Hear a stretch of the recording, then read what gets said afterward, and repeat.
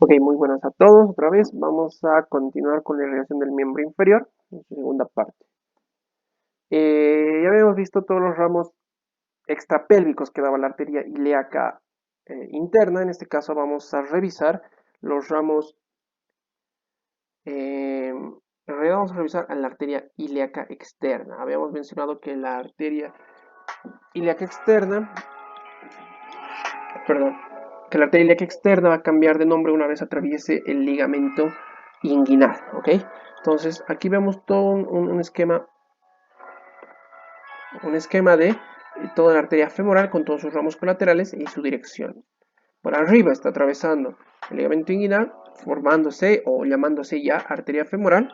Por otro lado, vamos a ver que a medida que va descendiendo por la parte interna y anterior de todo el muslo, va a ir a pegarse y finalmente atravesar al músculo aductor mayor para hacerse posterior y transformarse en arteria poplitea. ¿Sí?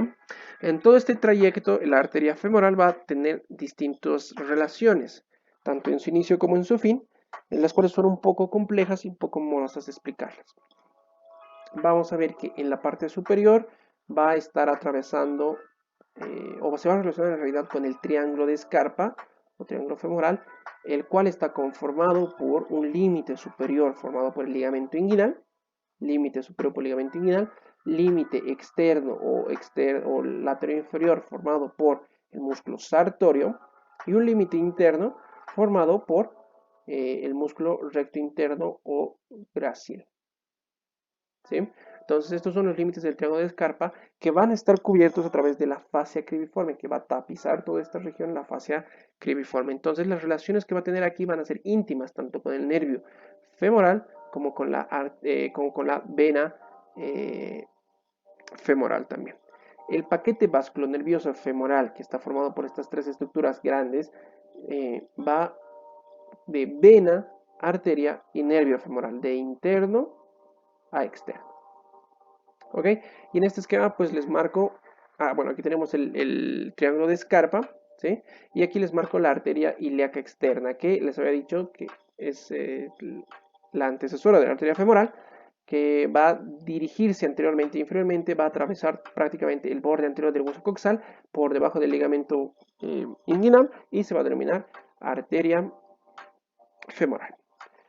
En este punto en el cual la arteria está pasando por detrás del ligamento femoral, pues va a estar constituyendo la arcada femoral, ¿sí? Va a estar pasando la arcada femoral a través de la laguna vascular, que poco a poco vamos a ir desarrollándola. Y aquí les marco el triángulo de Scarpa. Esto es un esquema de el borde anterior del hueso coxal, ¿sí? Del hueso coxal, en el cual vamos a ver todos sus relieves, vamos a repasar sus relieves.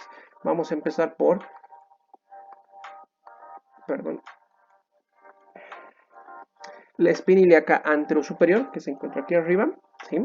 Vamos a tener una escotadura, posteriormente una escotadura inominada por donde pasa el cutáneo femoral lateral o el femorocutáneo, para luego dar con la espina ilíaca anteroinferior, una escotadura otra vez innominada, para dar otra eminencia y otra escotadura que no tienen nombres, y luego llegar hacia la eminencia iliopectínea, para medialmente en este caso, tome lugar la zona o área pectínea y en su borde más afilado el pecten pubis o cresta pectínea y termina en el tubérculo o espina del pubis, ¿sí? Entonces todas estas estructuras forman el borde anterior del hueso coxal, ¿ok?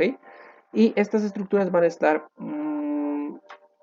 taponadas para formar un conducto osteofibroso por el ligamento inguinal o ligamento o arcada de Thompson, el ligamento inguinal. Un ligamento crural también. Entonces, este ligamento inguinal ya me está formando un conducto grande que va a ser dividido en dos porciones a través de otro ligamento que se va a denominar cintilla iliopectínea o ligamento iliopectíneo, que prácticamente va a nacer o bien del ligamento inguinal o bien de la espina anterosuperior, pero que va a terminar en la eminencia iliopectínea. ¿Ok? Me divide en dos grandes celdas o lagunas, una laguna interna, ¿sí? Que se denomina laguna vascular, y una laguna externa que se denomina laguna muscular. Pues por la laguna muscular va a atravesar el músculo iliopsoas, ¿sí? El músculo iliopsoas, y por la laguna vascular también va a atravesar un músculo, pero no lo va a atravesar, sino van a ser más o menos de por acá, que va a ser el músculo pectíneo, que más o menos va a estar en el piso de esta laguna vascular. Y recordemos que este músculo pectíneo, en esta área, prácticamente en el área pectina, lo recubre un ligamento que se denomina ligamento pectíneo o ligamento de Cooper. ¿Sí? Entonces la laguna vascular está delimitada por el ligamento inguinal, la cintilla iliopectina y prácticamente el ligamento de Cooper y el músculo pectíneo hacia abajo. La laguna vascular también va a tener en su extremo interno el ligamento de Gimbernat o ligamento lacunar, que prácticamente son fibras arqueadas que recubren el extremo interno de toda esta laguna vascular. Y también va a estar separada en en tres pequeños espacios a través de tabiques fibrosos, en los cuales vamos a encontrar de interno a externo el ganglio de Cloquet, un poco más lateral vamos a tener a la vena femoral, y mucho más lateral vamos a tener a la arteria femoral atravesando por este espacio. Entonces, las relaciones están claras. Hacia adentro de la arteria femoral, pues la vena femoral y un poco más allá todavía el ganglio de Cloquet. Hacia afuera con el músculo iliopsoas y también aquí el músculo iliopsoas está atravesado, o más o menos vamos a decir que está cabalgado por el nervio femoral, ¿sí? Por el nervio femoral. Entonces también va a servir como relación externa de la arteria femoral. Y también aquí hay un par de nervios. Aquí vamos a tener un poco más arriba al ramo femoral del nervio genitofemoral y mucho más arriba por el escota denominada el nervio, genitofemoral. Aquí está el esquema prácticamente del que he sacado todo esto. Aquí tenemos el ligamento lacunar, el músculo pectíneo, el ligamento de Cooper, a la cintilla o el arco iliopectíneo, cintilla iliopectínea, ¿sí? Aquí por aquí va a tener a la vena femoral, a la arteria femoral y al nervio femoral, añadido o adosado al músculo psoas ilíaco o iliopsoas, ¿sí? Y por afuera al nervio cutáneo femoral lateral y un poco más adelante al nervio genitofemoral. Ok, esto en cuanto a sus relaciones en la arcada crural o la arcada femoral. Vamos a ver que a medida que vaya descendiendo la arteria femoral va a adquirir otras relaciones.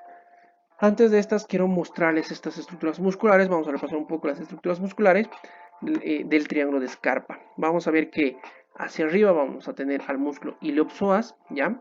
Hacia arriba y hacia afuera, superolateralmente.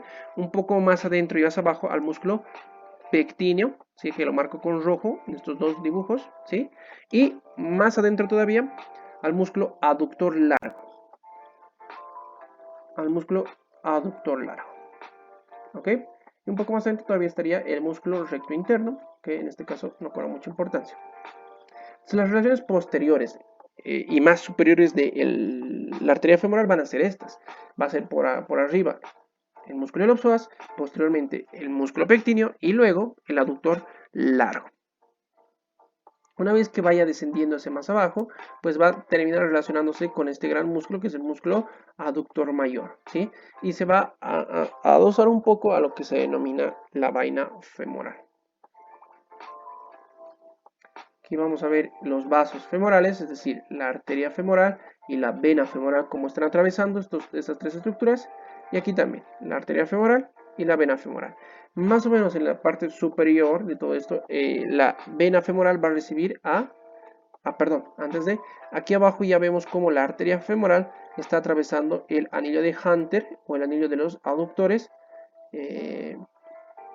para convertirse en arteria poplitea. Y más o menos por arriba se va a relacionar también con el callado de la vena safena interna o safena mayor. ¿Sí? Esto va a ser prácticamente cómo está configurada la vaina femoral, un poco superior a todas sus relaciones. Por aquí tenemos, igual les marco, músculo iliopsoas, el músculo pectíneo que prácticamente va a formar las paredes posteriores de esta vaina femoral. Y un poco más afuera vamos a encontrar al músculo sartorio que está hacia mucho más afuera. Y toda esta vaina femoral va a estar cubierta por la fascia cribiforme que prácticamente está formando también o tapizando el triángulo de Scarpa. Y aquí les dejo la arteria femoral junto con la vena femoral. Los ramos colaterales de la arteria femoral van a ser 6 ramos colaterales, ¿sí? De los cuales van a ser ramos un poco simples, exceptuando de la arteria femoral profunda, y vamos a empezar con el primer ramo. El primer ramo nace apenas sale de la laguna vascular de la arcada femoral, la arteria femoral, y se denomina arteria epigástrica superficial. Esta arteria epigástrica superficial atraviesa la fascia cribiforme y se va a distribuir en la región anteroinferior de la pared abdominal, es decir, cercanías del ombligo. No es un ramo muy importante, ¿sí? Pero se va a dirigir hacia aquí y va a distribuirse de esta manera.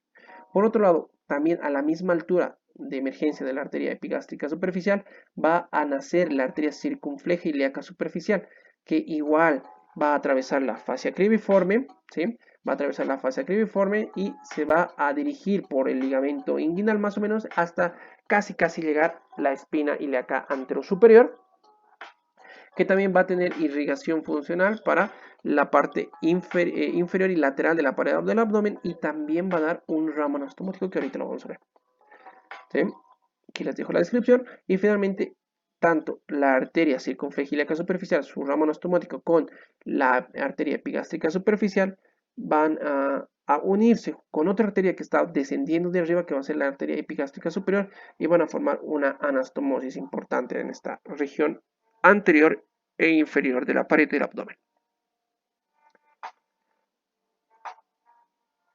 Otros ramos colaterales importantes, el tercero y el cuarto, son las arterias pudendas externas, ¿sí?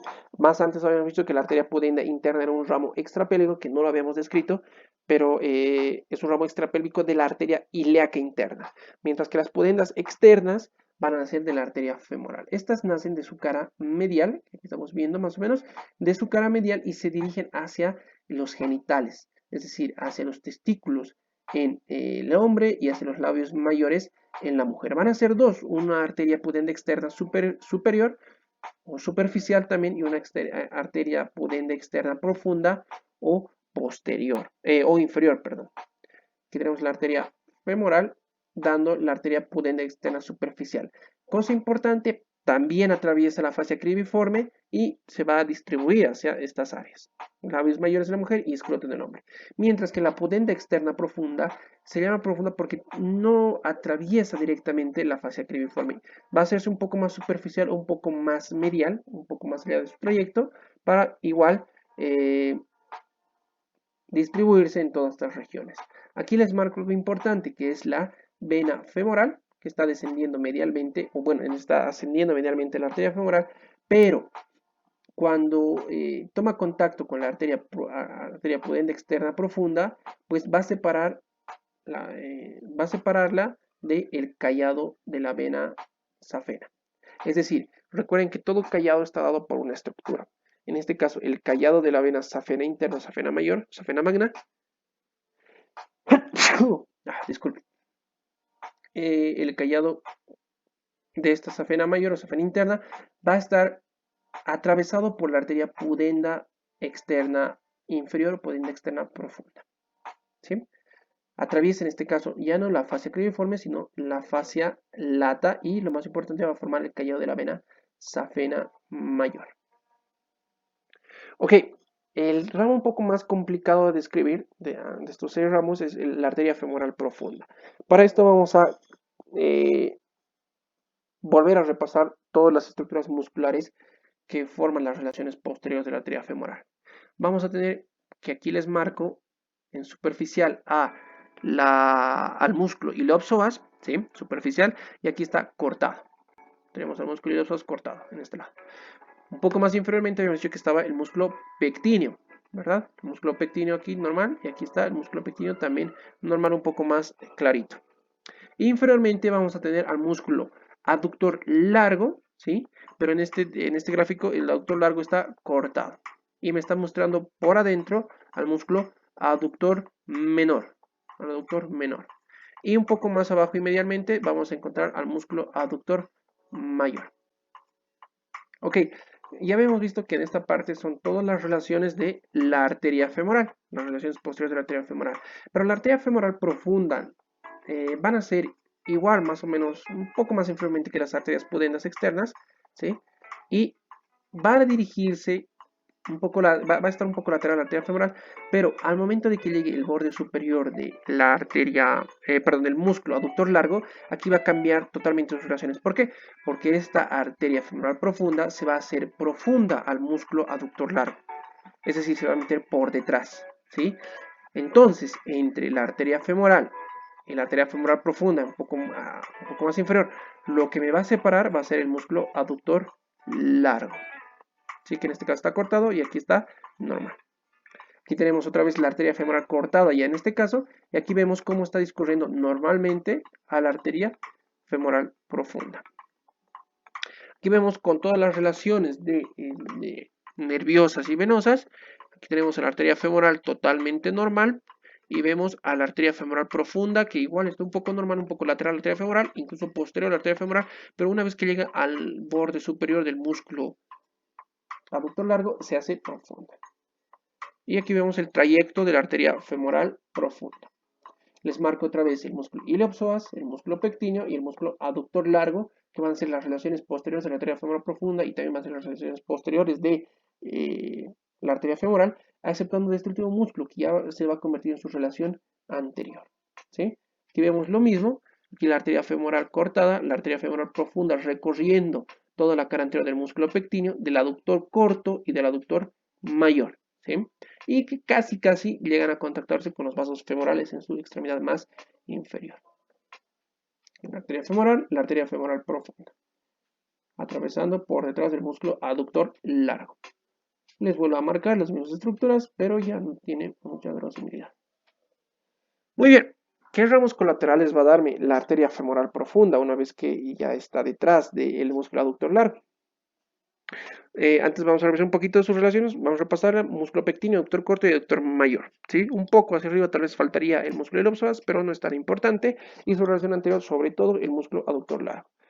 Va a dar 5 ramas colaterales y una rama terminal que va a ser la arteria tercera perforante. Las ramas colaterales de la arteria femoral profunda van a ser la arteria del cuádriceps, ¿sí?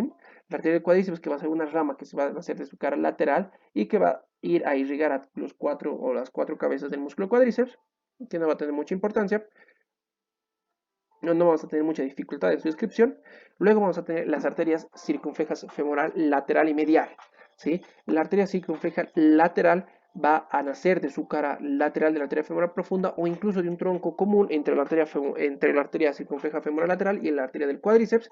El punto es de que esta se va a dirigir lateralmente y se va a dividir en dos ramas, ¿sí? Una rama ascendente o anastomotica y una rama externa. La rama externa sobre todo va a dirigirse profundo al músculo recto anterior y las dos ramas van a ir a anastomosarse con la arteria circunfleja femoral medial. Aquí vemos su ramo ascendente que se va a ir a anastomosar con la rama ascendente también de la arteria circunfleja femoral medial que ahorita vamos a escribir, y aquí vemos su ramo transversal o ramo lateral que igual va a terminar anastomosándose con el ramo ascendente y la arteria circunfleja femoral medial. La arteria circunfleja femoral medial nace de su cara interna, pasa por detrás o entre el tendón del iliopsoas y el músculo pectíneo y se va hacia atrás para anastomosarse con estas dos anteriores, dando irrigación al músculo obturador interno y al obturador externo también. Cosa importante que la arteria circunfleja femoral medial va a dar ramo para formar la anastomosis cruciforme. ¿Sí? Otro ramo. Por otro lado vamos a encontrar las arterias perforantes que van a estar en el trayecto de la arteria femoral profunda. Vamos a encontrar dos como ramos colaterales, la arteria primera perforante y la arteria segunda perforante, mientras que la arteria tercera perforante va a ser el ramo terminal en sí de la arteria femoral profunda. El primer ramo perforante va a atravesar tanto al músculo aductor corto y al aductor mayor, mientras que el segundo ramo perforante va a atravesar al músculo aductor mayor y se van a hacer posteriores. Aquí estamos viendo una imagen posterior de fémur y del aductor mayor y vamos a encontrar aquí a este nivel a la primera perforante, a la segunda perforante y a la tercera perforante que sea su ramo terminal. Cosa importante, la arteria primera perforante, al igual que la segunda y la tercera, van a dar ramos tanto ascendentes y descendentes que van a formar anastomosis entre ellos mismos, e incluso hacia abajo va a formar una anastomosis con arteria femoral, que en este caso se llama arteria poplitea porque ya está pasando el arco del popliteo, mientras que la primera perforante va a dar un ramo anastomótico ascendente que va a formar la última parte que nos faltaba de la anastomosis cruciforme. Es decir, la anastomosis cruciforme estaba formada por ramos de la arteria glútea inferior, por ramos de la arteria obturatriz, es decir, por su ramo posterior de la arteria obturatriz, por la arteria circunfleja femoral medial y finalmente por la primera perforante. Estas arterias perforantes van a dar irrigación tanto a los músculos aductores en sus cuerpos y a los músculos posteriores del fémur. Finalmente, como última rama colateral, la arteria femoral va a dar la arteria descendente de la rodilla, ¿sí? O anastomotica magna, si más no me equivoco, la cual es súper sencilla, que va a dar antes de que ésta entre al conducto de Hunter, o el anillo de Hunter, o el anillo de los cazadores, o el anillo del hiato aductor, o el hiato aductor, perdón, y va a dar 3 ramas colaterales, esta arteria descendente de la rodilla. Vamos a tener un ramo safeno, es decir, que va a acompañar al nervio safeno interno, como estamos viendo aquí, como estoy señalando, que va a acompañar al nervio safeno interno en toda su extensión. Vamos a tener un ramo muscular, pero un ramo articular, el cual va a dirigirse hacia la rodilla y se van a estomosar con el ramo, con las ramas colaterales de la arteria poplitea, que son ramos articulares, y finalmente un ramo muscular que se va a perder en el vasto medial del cuádriceps. Ahí tenemos el ramo safeno, el ramo articular y el ramo muscular. Hasta aquí este video y muchas gracias por su atención.